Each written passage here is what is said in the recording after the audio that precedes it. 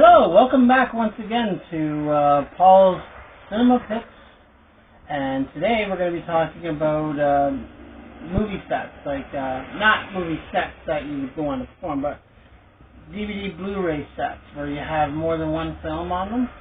And I managed to pick at least three of them that I'm going to talk about, and I got this from my sister's drawer just down this way, and I picked three out. First one is going to be the Wonder Woman set, because you have the first Wonder Woman movie with Gal Gadot and Chris Pine. That was the one that came out. I'm trying to remember what year that one was. It was 2016, about 2016. The first Wonder Woman came out, and then the second Wonder Woman was about 2018-19, and the first one actually both are directed by the director Patty Jenkins, and the first one actually was so good they said it was nominated possibly for an award.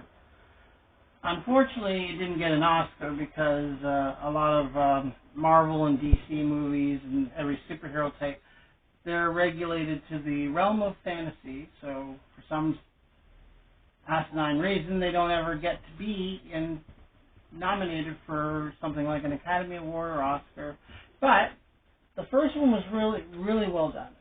It was the introductory to Wonder Woman, and it brought her where it brings her to Nan's world, where she's able to join in the front. And the weird thing is they set this one in World War I, because the Wonder Woman usually was for World War II. But for some reason, I guess the filmmakers' levity, they wanted to set it in the First World War. So they did the first Wonder Woman in World War I, and I thought it worked even better than in the Second World War, just to have that bit of comic book flair to it. And, of course, Wonder Woman would later be introduced into the Justice League through Zack Snyder's Justice League, which was the reboot of the Justice League that came out in 2017. Then you have Wonder Woman 1984. And the difference is this one is set in the 1980s, around 1984. And it seemed more like the Wonder Woman TV series, because you have a villain called Maxwell Lord, who's played by Pedro Pascal. And then you got Cheetah, who is Kristen Wiig. She stars in this one as Cheetah.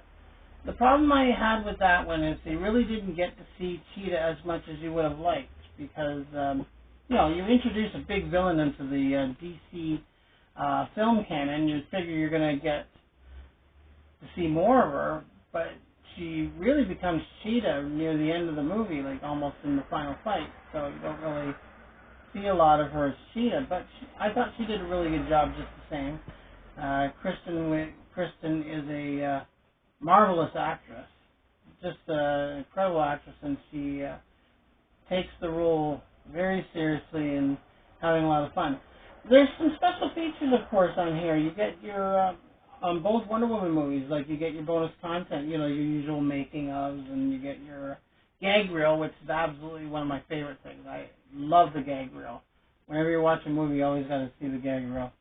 And then you get a retro remix, which is sort of the opening intro in the style of the 1970s Wonder Woman series. And then you get Gal and Kristen friends forever and having fun, because Gal Gadot and Kristen, who played Cheetah, actually were really good friends, and they became friends on the set here, and since then they've had a really genuine friendship. Okay, so that's the Wonder Woman one.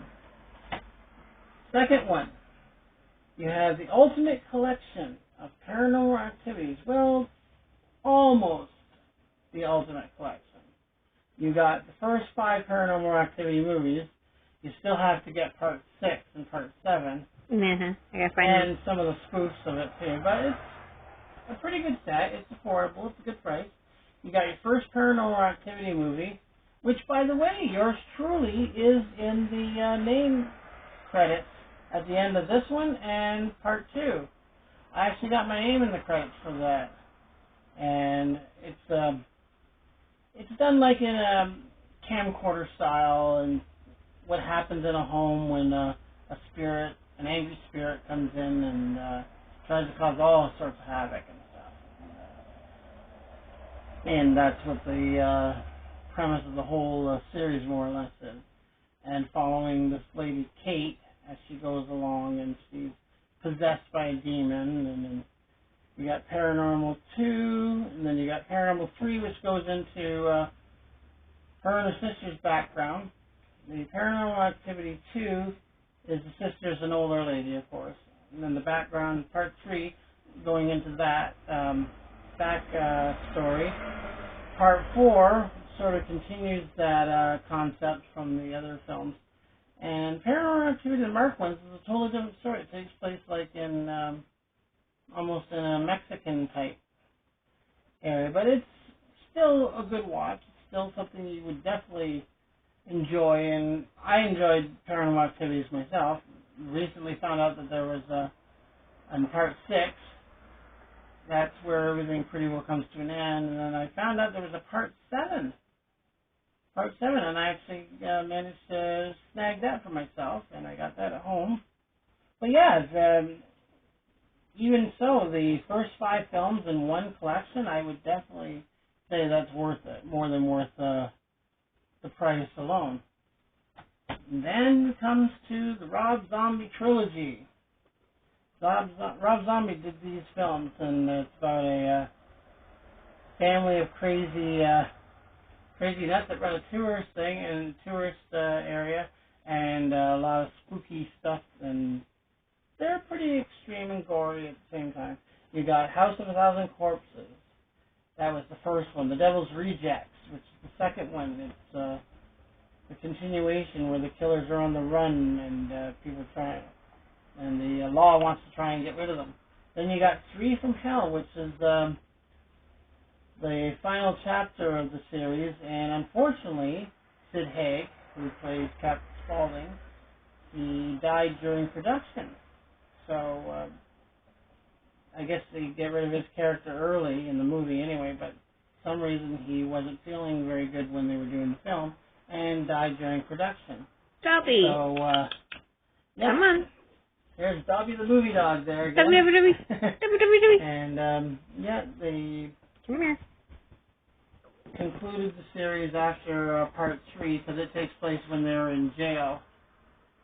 And, of course, the rest of the family members take over the jail, and they cause the usual horror and gore and mayhem that you would expect out of this series. But it's one of the best ones. I would say go and buy it in your stores. And yeah, I like that one. And so yeah, those are 3 of the movie sets where you have 3 or multiple films on one set.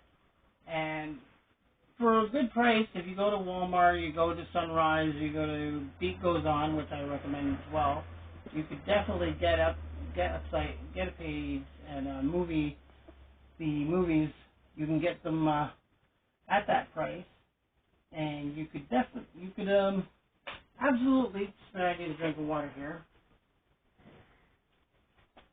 Sorry, it's a little too hot, but yeah, you can pick these up at a very reasonable price, and it's like having a movie collection on one Blu-ray.